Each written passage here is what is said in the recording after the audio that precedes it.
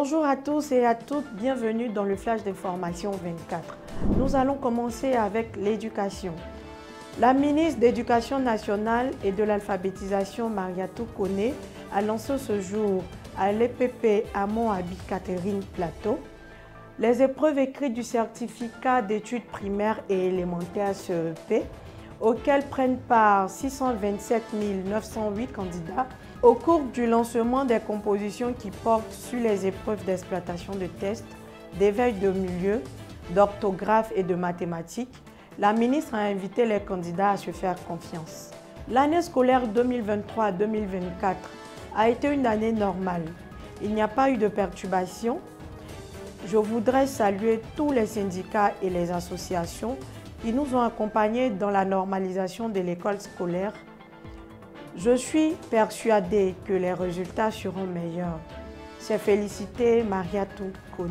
Concernant la fraude, elle a assuré que les chiffres sont en baisse et que tout est mis en œuvre pour que les résultats soient crédibles. Passons à la politique à présent.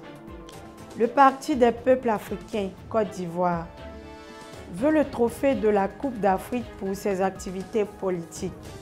Lettre à la Fédération ivoirienne de football. Fabrice Lago, secrétaire national technique en charge du marketing politique du Parti des peuples africains Côte d'Ivoire, à M. Idriss Diallo, président de la Fédération ivoirienne de football, Abidjan le 21 mai 2024. Objet de la demande de mise à disposition du trophée de la Coupe d'Afrique des Nations 2023. À Monsieur le Président, je viens par ce courrier solliciter votre bienveillance, la mise à disposition du trophée de la Coupe d'Afrique des Nations 2023 remportée brillamment par notre équipe nationale de football. Je souhaiterais donc, dans le cadre de mes tournées politiques pour sensibiliser nos militants et tous les peuples ivoiriens à soutenir la candidature du président Laurent Gbagbo, président du Parti des peuples africains Côte d'Ivoire, PPACI, à l'élection présidentielle de 2025, pouvoir présenter ce trophée qui fait la fierté du peuple ivoirien. Société. Message du ministre Maître Adama Camara, honoré d'avoir célébré les 50 ans d'excellence de l'école ivoirienne pour les sous à Yopougon. Le gouverneur de Côte d'Ivoire reste engagé à améliorer la qualité de vie des personnes en situation de handicap. L'inauguration d'un nouveau bâtiment et d'une salle multimédia témoigne de notre détermination à offrir les ressources nécessaires pour leur éducation et intégration. En célébrant un demi-siècle de progrès, nous renouvelons notre engagement pour un avenir où chaque citoyen est protégé et peut atteindre son plein potentiel. Nous poursuivons la vision d'une Côte d'Ivoire solidaire, chère à notre président Alassane Ouattara. Passons à la diplomatie. Le ministre Paulin Claude Danho, premier vice-gouverneur du district d'Abidjan, président de l'IVICOSI, est arrivé ce jour à Genève pour prendre part au 44e congrès de l'Association internationale des maires francophones AIMF. Le député maire de la commune Famille d'Atekoubé a été accueilli à l'aéroport de Genève par l'ambassadeur Alou Lambert Yao, représentant permanent adjoint de notre ambassade en Suisse et ses collaborateurs.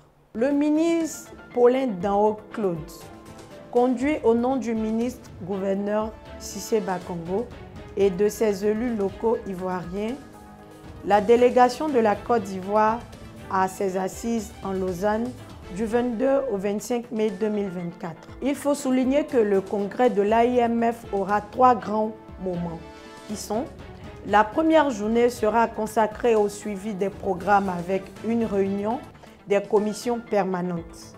La seconde journée sera consacrée au thème coopération internationale et collectivité locale, un espace d'innovation. La dernière journée concernera l'institution, avec la tenue de l'Assemblée générale. Il faut rappeler que l'AIMF est actuellement présidée par Madame Hidalgo, maire de Paris. Côte d'Ivoire. Standard & Poor's a augmenté la note de la Côte d'Ivoire. elle devient le pays avec la meilleure note en surpassant l'Afrique du Sud. Cette notation fraîche vient de reconfirmer la solidarité et l'économie. Nous continuons avec le deuil de feu le président Henri Konan Bédié.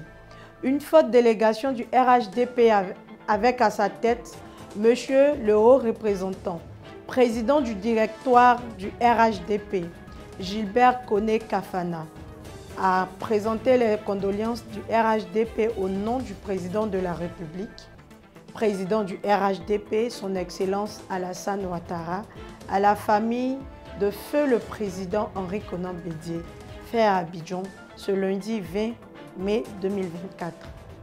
Le RHDP, face au deuil qui touche toute la Côte d'Ivoire, ne peut rester indifférent.